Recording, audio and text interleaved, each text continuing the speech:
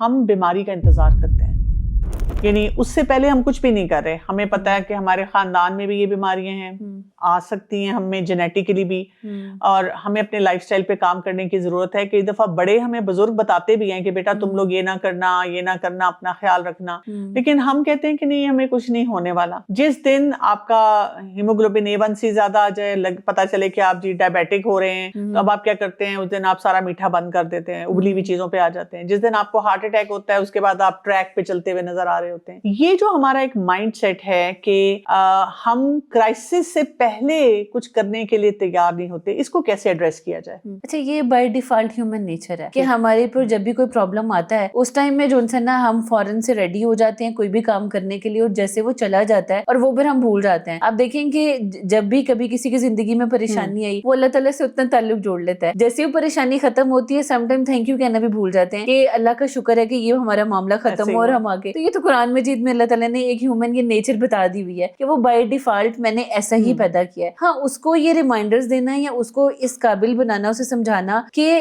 تم نے یہ چیزیں یاد رکھنی اور کرنی ہے، یہ بچپن سے ہی کام شروع ہو جاتا ہے. مائیں سب سے بڑا رول ماڈل ہوتی ہیں کیونکہ وہ فرسٹ ٹیچرز ہیں اپنے بچوں کے نا. جو وہ خود کر رہی ہوں گی وہ لازمی نہیں اپنے بچوں کو سکھائیں بھی، ان کا عمل ان کے بچوں کو وہ کرنے پہ مجبور کر دیتا ہے.